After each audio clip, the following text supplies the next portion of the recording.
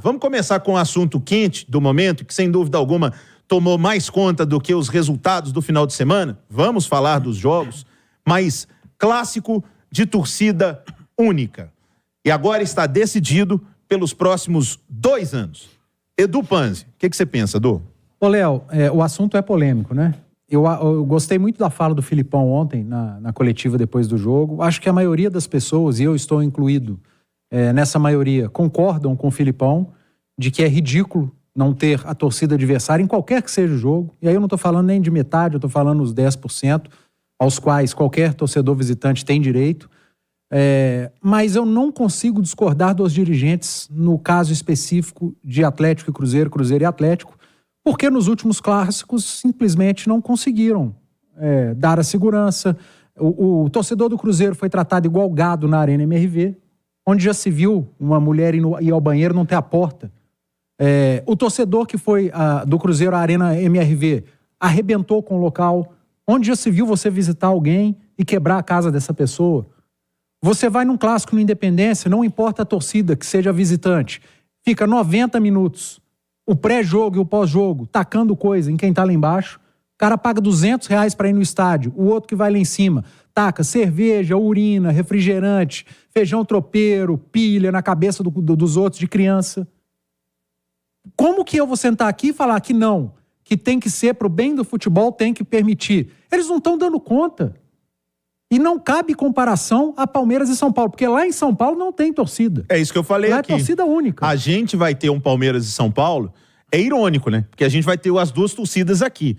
Mas lá em São Paulo, eles só fazem com uma. Exatamente. Não cabe comparação. Torcida única aqui e esse Palmeiras e São Paulo que nós teremos aqui em Belo Horizonte, porque a Polícia Militar e o Ministério Público já garantiram a segurança. A segurança está garantida para Atlético e Cruzeiro jogarem da maneira que quiserem. São os clubes que não querem. É o Cruzeiro que não quer que o seu torcedor seja tratado como gado. É o Atlético que não quer que torcedores do Cruzeiro, vândalos que frequentam a nova casa do Atlético, quebrem tudo e deem 300 mil de prejuízo. Isso. E os clubes não querem pagar, Natália Fiuza. Porque durante muito tempo, essa conta sempre ficou para o clube. É sempre bom, parece até... É muito repetitivo, mas é sempre bom dizer que é uma parcela mínima de imbecis, de vândalos que fazem isso. Tem muito torcedor do Cruzeiro que com certeza está chateado de não poder ir no clássico do final de semana. Como o torcedor do Atlético vai ficar quando o jogo for no Mineirão e não puder ir? Mas, ô Natália, os clubes cansaram de pagar a conta, porque a conta quem tinha que pagar é quem quebra. Mas a impunidade do nosso país, e principalmente no futebol, o futebol parece um mundo paralelo, tudo pode. O cara vai lá, quebra, ao invés... Me recordo, você vai se lembrar da confusão no jogo do Cruzeiro lá em Curitiba, que a turma invadiu o campo, ao invés de pegar, prender todo mundo, botou a turma no ônibus e mandou embora. Alguns foram presos, não foram só 20, 15 que invadiram o campo, não. Então parece que os clubes cansaram, Nath.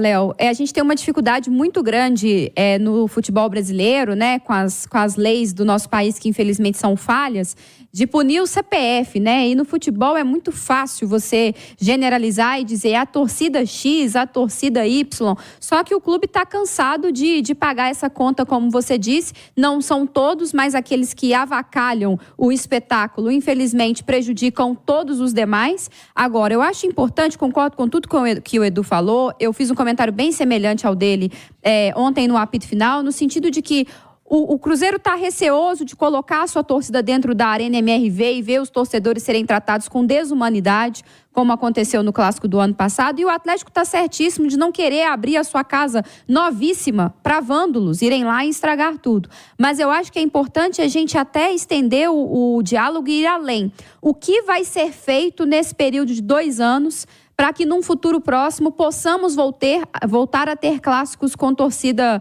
visitante dentro dos estádios? Porque a nota que a gente viu, estava no YouTube da Itatiaia, que foi divulgada pelos clubes, falam que esse período é para fortalecer o diálogo e para achar soluções. Então, Atlético e Cruzeiro precisam achar soluções para que o clássico, num futuro próximo, volte a ter o torcedor visitante. Porque é ridículo, de fato, você ter só uma torcida, é ruim para o futebol, é ruim para o espetáculo, é ruim para o clube. O clássico é um jogo que monetiza muito para os dois lados. Então, assim, eu acho que é muito importante. Tá, legal, não temos condições agora? Ok, não é o mundo ideal, mas concordamos. Mas o que vai ser feito nesse período para que daqui a pouco essa realidade mude? Porque lá em São Paulo, às vezes há muitas reuniões, é muito diálogo aqui e ali, mas a coisa não anda muito. Inclusive, o presidente da Federação Paulista recentemente falou que quer utilizar o clássico entre Palmeiras e São Paulo no Mineirão como um exemplo de que é possível voltar a ter esse tipo de jogo lá em São Paulo. Eles querem utilizar o jogo no Mineirão, com tranquilidade das torcidas vindo aqui para BH e se comportando como a gente espera que aconteça, como um exemplo. Mas o que Cruzeiro e Atlético vão fazer para daqui a pouco retomar? E eu acho que o torcedor, Léo, tem todo o direito de se sentir lesado. Porque a torcida do Cruzeiro não vai poder estar na Arena MRV, daqui a pouco é a torcida do Galo que não vai poder estar dentro do Mineirão. O torcedor tem o direito de se sentir lesado. 6h45, marcou o sinalzinho da Itatiaia. Eu quero ouvir o Alexandre Simões, porque o professor respira o clássico. E ele, de maneira muito feliz, já disse várias vezes aqui na Itatiaia, que talvez seja a maior manifestação cultural de Minas Gerais, o nosso clássico.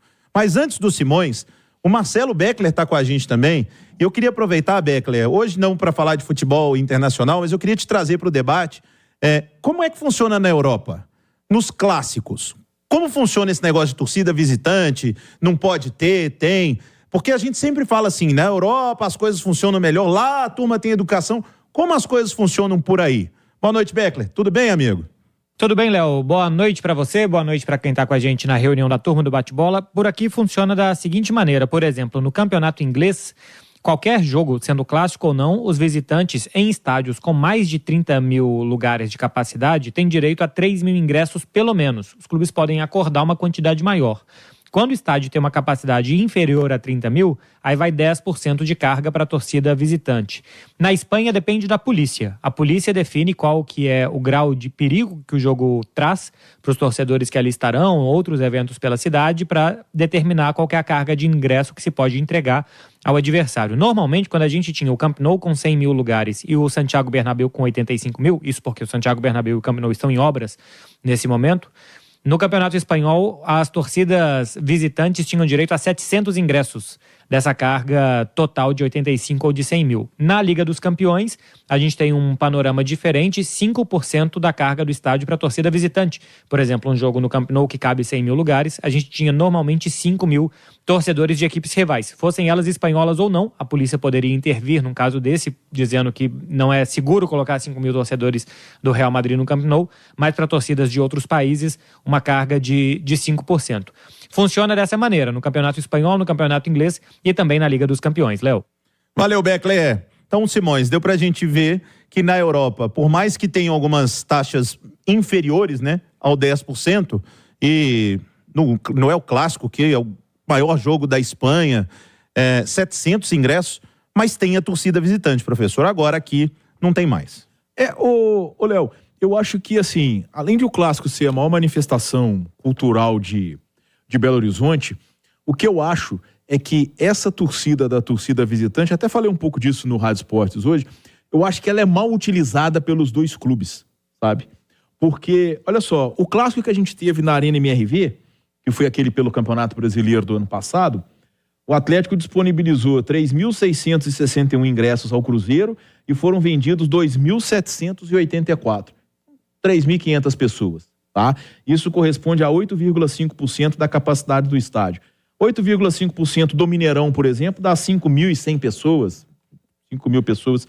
Quer dizer, será que não existe uma maneira de se criar uma estratégia de marketing compartilhada entre os dois clubes para se criar a ida de gente de bem a esses jogos? Uma coisa estruturada, com ônibus especiais, sabe? Com um horário certo, partindo de um determinado lugar, para essas pessoas irem lá, poderem curtir o clássico, poderem consumir. Porque o problema é que o clássico mineiro, a partir da inauguração do Mineirão, e ele reinaugurou com a promessa de que voltaria a ter torcida dividida, e não teve, só no primeiro jogo. Depois a gente foi ter um da Primeira Liga ali, que foi um acordo dos clubes. O que acontecia? A promessa, tá, era 10%. Só que os clubes começaram a exagerar no saco de maldade, no preço do ingresso do torcedor. Aí, com a estratégia do sócio, colocava o preço lá em cima, lá em cima, lá em cima. Será que não é possível criar uma estratégia de marketing compartilhada entre Cruzeiro e AT para eles ganharem dinheiro com esse visitante que quer ir lá e não vai, porque sabe que o que vai é bandido ou vândalo?